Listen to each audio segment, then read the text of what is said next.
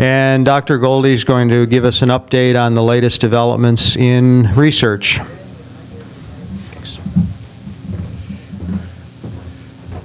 Well, thank you for inviting me, and it's a little hard to follow Nick. I should give some disclaimers. I'm not a practicing clinician, so Dr. McFarland can answer all your healthcare questions, and what I'm really going to do today is talk about I think Nick did do a really good job of talking about sort of where we're at in the field of PSP and understanding the etiology of this disease and trying to move towards therapies.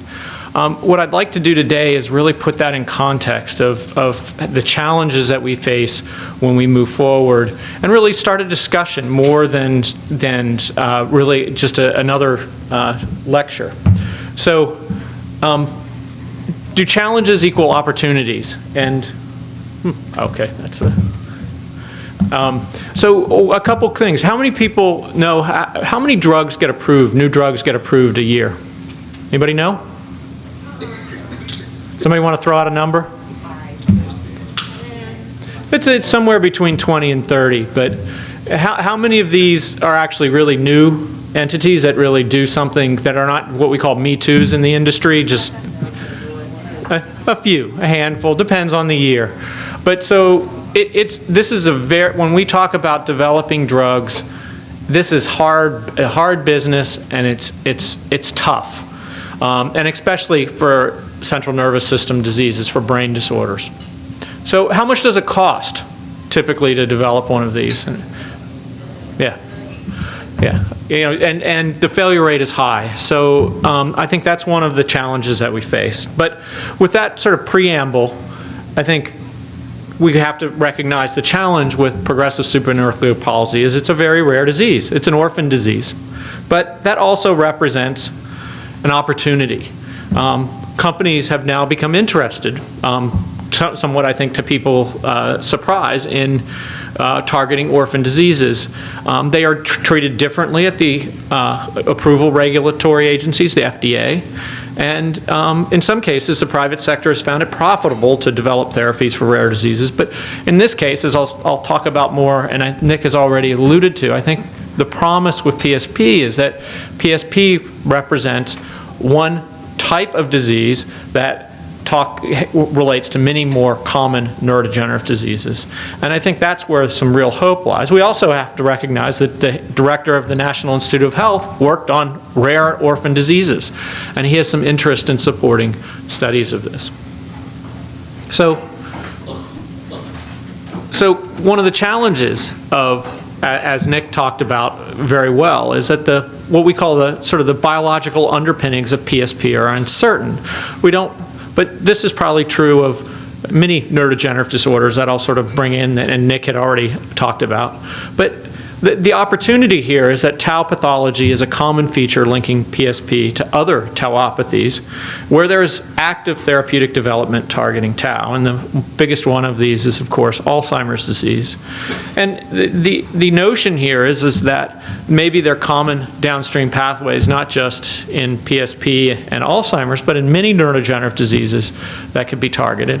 And at least maybe in some cases where maybe genetics doesn't drive either of these, there might be some commonalities between the initial drivers of these diseases. So I think this is extremely important to recognize, because I think if the biology of PSP or the pathology didn't point us back to a larger group of neurodegenerative diseases, it'd be a very hard slog to convince anybody in industry, when we typically really need our industry partners to move drugs forward, to focus on this disorder. But because of this relationship that Nick had so nicely laid out between the tau pathology and Alzheimer's disease, there's tau pathology in Parkinson's actually a little bit, it's more variable, in cortical basilar degeneration, etc. So, and that's just showing again the tau tangles inside neurons that Nick had alluded to. So the other challenge is it's a brain disease, and one of the challenges of developing drugs for the brain is you got to get the drug often from the periphery into the brain. And this turns out to sometimes be more complicated than we think, and I think presents a whole other challenge. But over the last few years, because of the really started, I think, in Alzheimer's disease, but is also in many other areas, there new technologies are being developed for other diseases that may increase the success rate of therapies targeting brain disease. Some of these are gene-based therapies, some of these are biologics, things like antibodies that we use, or in other cases it could be things like antisense oligonucleotides that are now actually being delivered directly to the brain and showing some promise. And some of these have a little more, how should someone say it, science behind them, because they're pretty certain that they have the desired effect. If you could get them in the brain, they're going to do what you want. And that's often a challenge with small molecule drugs. You don't know if you get enough in, does it not have other targeting effects, et cetera. So I think there is some hope here. I think, again, one of the things that Nick talked about is PSP may be more than one disease. And this does represent a challenge that I think we all have to recognize. Sometimes, in scientists and physicians, we try to lump stuff in. And sometimes that lumping doesn't really work. We know that there are many, many different diseases that causes Parkinsonism, of which PSP is one. And you may have a different therapeutic approach to treating these. But again, this goes back to the idea of personalized medicine, that one of the things that's the toolkit that's really advanced tremendously over just in the last several years, is this ability to go into individuals and find the genetic vulnerability that occurs and identify possible genetic contributions. And I'll show an example of this in a second, but this is transforming the way we think about some diseases like cancer. And it's certainly at least providing great information on rare neurodegenerative diseases where we didn't know what the etiology was, but people are finding that at least in a subset of individuals who have, for example, ALS, a whole host of new genes keep popping up. And it's getting more cost-effective and easier to find these, whereas in the past it took many years and huge teams and a long process. Today it could be done much more quickly. So this is just an example of progressive supranuclear palsy genetics. This actually comes from my colleagues where I used to be when I was at Mayo Clinic, Florida, Dennis Dixon and Rosa Rademakers and colleagues, where they looked at some SIB pairs so this means brothers and sisters or sisters and brothers, et cetera, who had autopsy-confirmed progressive supranuclear palsy. And through focused sequencing efforts, this is just showing the families that they're people that looked like there was some familial clustering, so it wasn't just sporadic PSP. And they had all the classic pathology, and here it's just showing the tau that you would typically see, the tau pathology. And in this case, since the suspect is tau, they went ahead and sequenced the tau gene, and in fact, in 2 out of the 3, not all 3, they found novel mutations in the tau gene that they think likely, or novel variants that they think are likely to be causative in this. But again, it talks about, well, some people, as Nick alluded to, the data isn't 100% sure, but I think it's pretty convincing. There are now a whole host of alterations in the tau gene that have been found that look like they associate with PSP and may contribute to it. But other people clearly don't have mutations in tau. So Nick also alluded to this idea of one of the problems of moving any drug forward for a neurodegenerative disorder is something that we've had a hard time with is tracking progression based on symptoms can be really hard because different people progress at different courses. And so unless you really had a game changer that made everybody just 100% better, it's sometimes hard to see these things, especially when you're looking at cognitive changes, for example, in Alzheimer's disease where we have the most data. So it's sometimes hard to run a trial, and what we want as a field is to be able to track something that's a little less subjective and much more objective and quantifiable. And in this case, building off work that had been done on amyloid that deposits in Alzheimer's disease, where you could use a PET ligand and it lights up the brain of somebody who's got Alzheimer's disease, but doesn't light up the brain of somebody who's a non-demented control. But you could also see that the tau pathology lights up in this person because Alzheimer's disease have both amyloid and tau pathology. And so one of the interesting things, at least from the early data that's come out from this, is that people have known that amyloid, the wave of amyloid buildup in the Alzheimer's brain seems to precede the wave of tau buildup. And this sort of looks like what's happening. We're still in early days, but there's more data than this. This was pulled from a review article. And I think over the next year or two, a lot of data like this will emerge. There's still questions. Do these tau ligands, as we call them, bind all forms of tau? And so there's discrepancies when you look pathologically at the different types of tau within the brain. And so will each tau ligand actually recognize pathology in each individual with progressive supranuclear palsy or cortical basilar degeneration?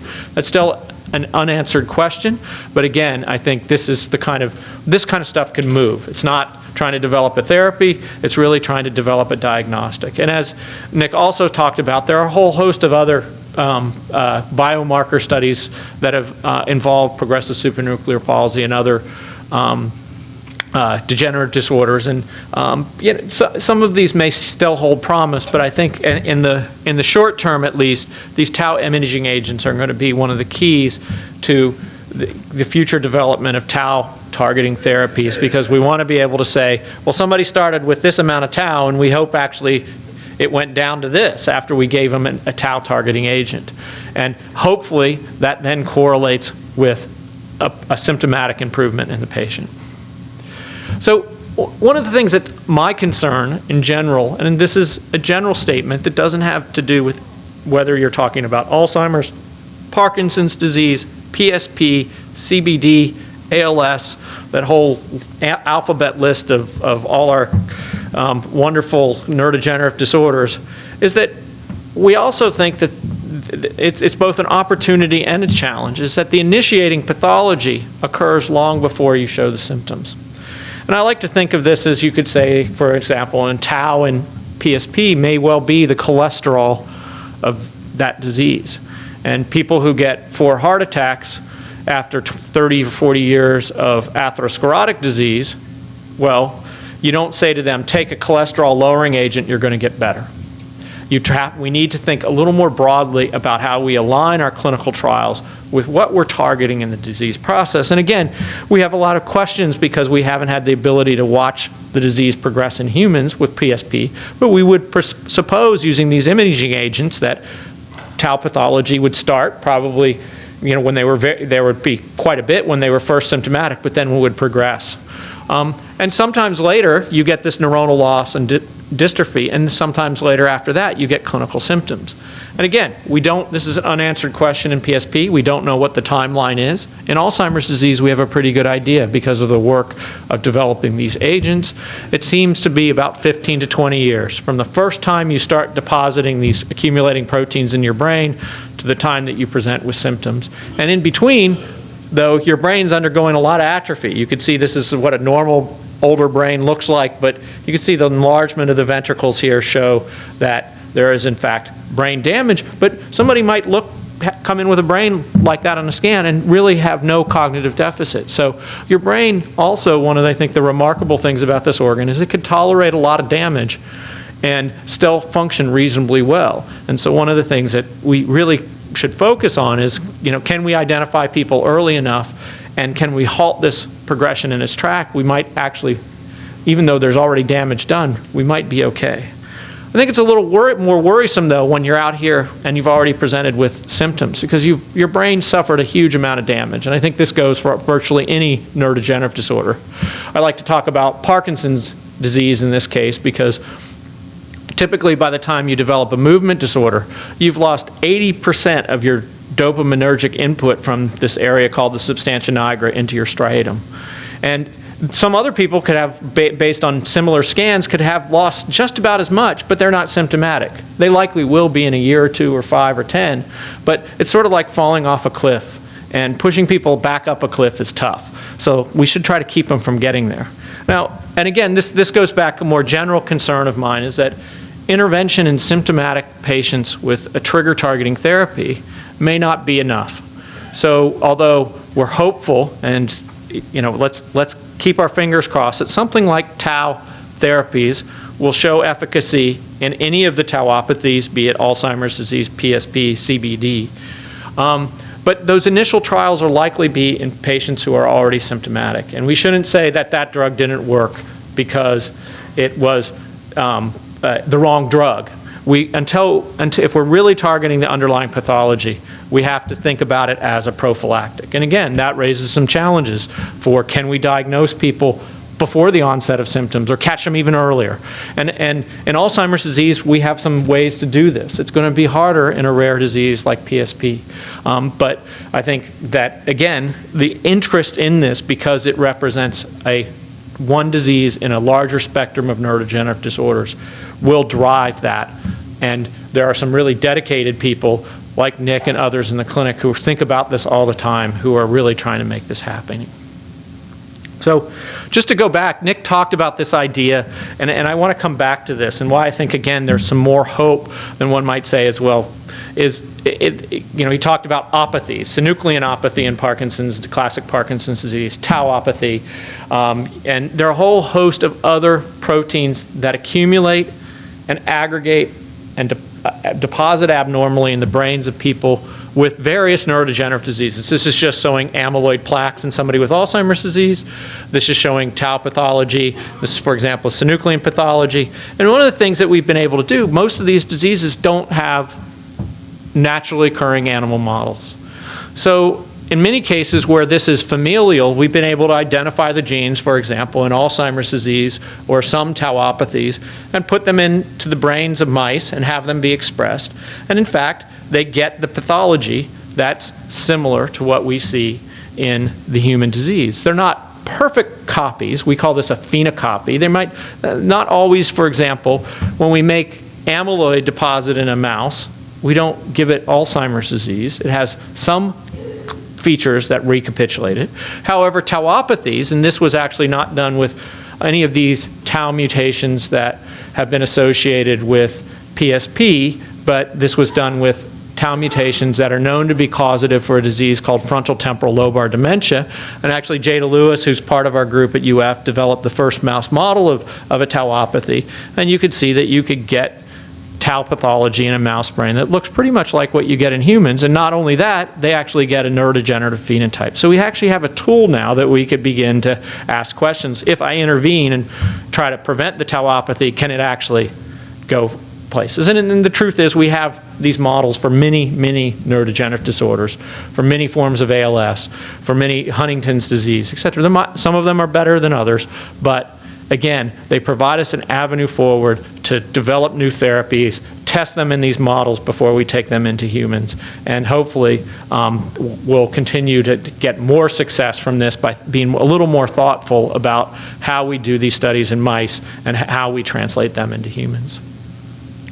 Again, this is a reiteration of Nick's slide where we talk about the fact that there are these various pathologies, what we call proteinopathies, and for example, alpha-synuclein pathology you see in multiple system atrophy, PD, diffuse Lewy body disease, but tau pathology is sort of the most, perhaps one of the more interesting, because you see tau pathology in so many of these neurodegenerative disorders, not just PSP. And again, that's one of the reasons I'm hopeful. I think if you didn't have this overlap with these other syndromes, selling this as trying to develop therapies for this, except for those really focused people and academics who would still carry on this endeavor, would be hard. So I put this slide up, and it's a fairly complicated slide, but again, it's important to think about this when we think about the future of therapeutics. The idea that these, I call it a proteinopathy, to again count for all these different proteins, leads to this accumulation of these protein aggregates in the brain, and you could forget about what this means. It's just that they clump in certain types of structures. And in many cases, we know that mutation in certain genes drive this, sometimes overexpression. We think that ineffective removal plays some cases. And certainly a main risk factor for many of these diseases that's again common is time. Some people like to say aging, and I think that while that's probably likely, we don't really have that many great data that say changes occur as your body ages that really drive these disorders. It might just be what we call sort of a stochastic process, that the likelihood that you get these protein aggregates is is sort of determined somewhat by chance, and you are more likely to get them as you get older, but not necessarily things that occur during aging. And obviously there are other things, environmental impacts, that could alter this, but we don't really have a good handle on these. And what happens downstream of this is, I think, one of the challenges for the next decade for the field. We know that this somehow triggers neuronal demise, and I like to call this widespread or region brain organ failure. And perhaps even now we should even think of this broader than just the neurons in your brain, but the other cells as well. But a lot of stuff happens in between, and I have question marks on this because everybody has their pet theory about which of these is more important and which of them is not. And we know many of these do occur, but we really don't know how to order them in this cascade. And this is important, I think, again, when we think about therapeutics, because if I say, oh, if these were all ordered along a linear cascade, that would mean I could intervene at any time before I get to neuronal demise, and maybe I'll correct the disease. But I also worry that sometimes some of these things become independent of the trigger. So it's like saying, okay, well, I've got this trigger, it started 30 years ago, but now there's a whole bunch of other stuff going on, and if we just target the trigger, which is sort of our roadmap forward right now, this may not do much good. And so we still need to explore this biology and what happens. What do these aggregates do? Why are they bad? And can we intervene in ways that are more effective? And so I think that's one of the keys as we move forward. And even if we think about this, if again, this idea of trigger targeting therapy. So this is prevention. So think of a statin for cholesterol lowering. This is a primary prevention strategy. You try to lower somebody's cholesterol so it has less accumulation in the coronary arteries, and hopefully at some time later that will prevent a heart attack. So even if we were successful in targeting the triggers, we still probably need interventions that work later. And this is challenging, again, because the biology is much less certain, and animal models used in preclinical studies, again, are not necessarily great reflections of what happens in these downstream events in humans. I'm just going to show you one slide I'm going to build off one of the therapies that Nick had talked about, which was targeting tau. And again, there are many ways to do this. People have focused on the kinases, so these are proteins that modify tau in a way that they think might promote its aggregation. People have talked about or developed drugs that they think, and there's controversy in the field whether we really believe this, that have moved to trials that block tau aggregation, so preventing it from aggregating in the first place. But one of the things that I think is very promising is this idea that you could take antibodies. So these are basically, we all make antibodies to foreign invaders in our body, but this has been one of the great, I think, stories in drug development over the last 25 years is the ability to harness these human antibodies or humanized antibodies for therapeutic utility. And one of the great things about these is that it's sort of like a lock and key. Once you find an antibody that binds to something, you really know that you could know for sure that it's probably binding that. So we and others have made antibodies that bind tau. And we've also just made fragments of these as well because we're not sure we need the whole antibody. And there's some advantages and possibly disadvantages for doing that, but I won't get into that. And we've been testing these in, for example, tau models of tauopathy. So this is one created by Jada Lewis where it basically, you could actually turn on the tau gene or turn it off. And this is a non-transgenic brain at 10 months, and this is one that expresses the tau gene. And if I don't show the pictures here, but they're loaded with neurofibrillary tangles. But I think it's really apparent to anyone that this part of the brain has dramatically atrophied. It was normal at birth and normal during development, but by the time these mice age and develop all these tangle pathology, they have massive brain cell loss. So we could look for whether a tau therapy modifies, and this isn't actually in that same model, but it's work from our lab where we've actually taken antibody fragments against tau, and although other people had shown that you could take antibodies against tau and modify the pathology, nobody has yet shown that it actually modified disease in the mice, or very convincingly. And so this is a control mouse, so you can see this mouse has the tau gene, and in this case, in this model, they get paralysis. So what we're looking at here is the time to paralysis. So by about 270 days, they're all paralyzed. However, with this particular anti-tau recombinant antibody, we had a prolongation of survival that was highly significant. Not a huge impressive effect yet, but this was our first shot at it. So we hope this kind of effect in mouse models usually doesn't translate very well to humans, but we hope that we could use this as a platform and others in the field to develop these therapies that move this not 20 or 30 or 50 days, but 100 days or 200 days. And if we could do that, then I think we'll be really optimistic about moving these into humans. And in fact, the platform that we're using here could be readily, these are actually being delivered using a viral vector that's been in many human trials. And the truth of this is we could pretty rapidly move this forward for an orphan disease like PSP if we had some additional data and really knew that it was optimized. Because the cost of developing those is quite a bit less than, for example, a small molecule. And again, it builds off infrastructure that we have at our university.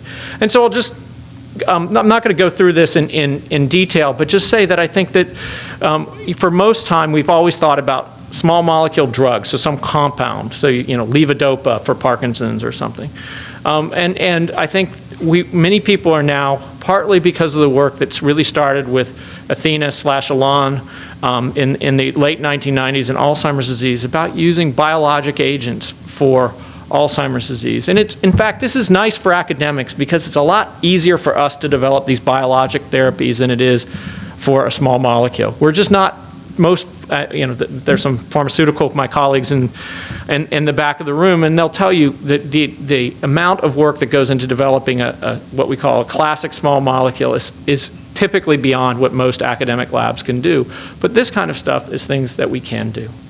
There's still a lot of obstacles to overcome, and I think that I'm going to just move on to a few things, and I'll come back to this, what I think is one way forward at the end.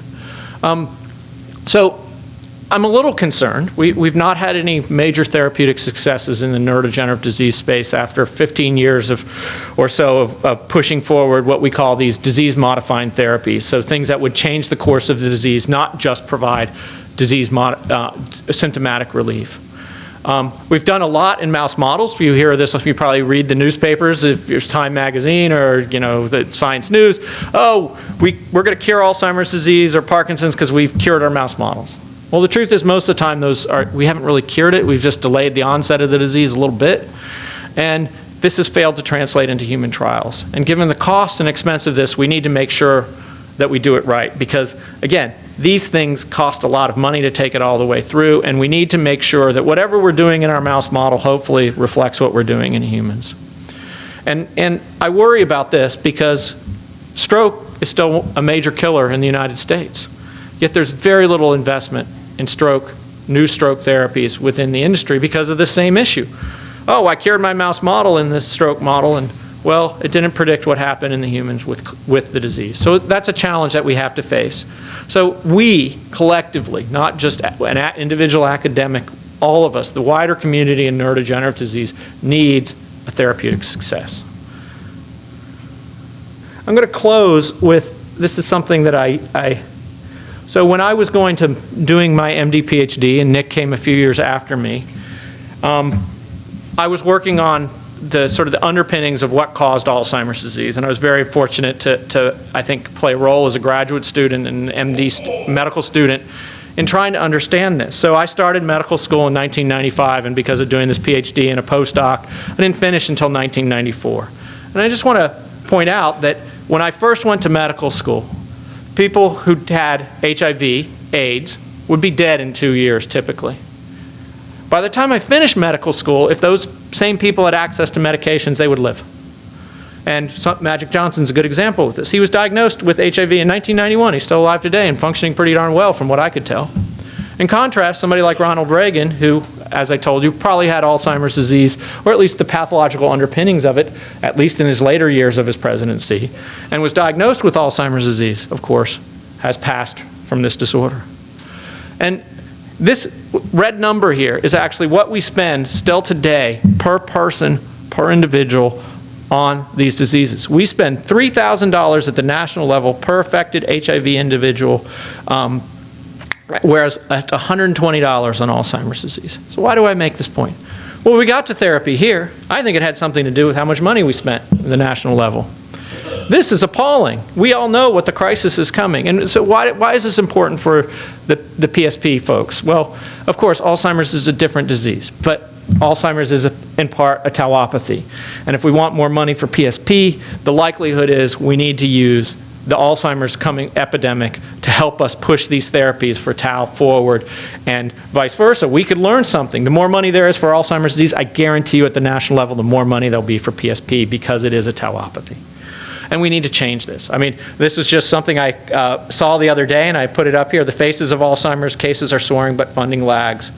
And I think that, again, it's even harder to make the case for a rare orphan disease. But I don't think there's any harm in piggybacking and pushing this idea that neurodegenerative disorders that affect the aging population, we can learn from all of these and move them forward.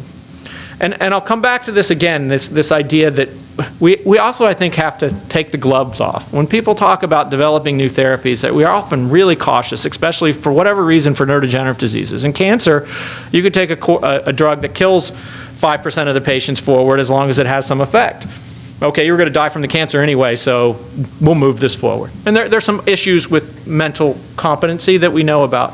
But if we worry about this sort of paradigm where we say a trigger targeting therapy is best initiated in a non-symptomatic patient, and it's going to have a less efficacy out here when people are actually symptomatic, well, what do we do then when somebody's symptomatic? And I would argue that we need to completely rethink how we develop drugs. We need to think of this as brain organ failure, and when people are in heart failure, for example, we don't treat them with a single drug. We treat them with a whole cocktail of drugs that make them better, and eventually we give them a heart transplant. So I think we need to think about ways not only to target the trigger, but targeting downstream pathways, and also, in fact, restore the lost neuronal pathways or brain cell pathways using some sort of growth factor type therapy or even stem cells. But I think if we don't do this, again, going back to the analogy of cholesterol and heart disease, if you give somebody a statin after they've had 4 heart attacks, well, we've actually spent a lot of money doing that trial in the past, and it doesn't work. Not surprisingly, it's too late. So I think we need to be careful because we need success, and we also need to, have the best opportunity of new therapies meeting success. And I think we need new paradigms, both for scientists like myself and clinical trials where we could target more than one thing at once in the neurodegenerative disease space. And I'll stop there, and then we could, if Nick comes back.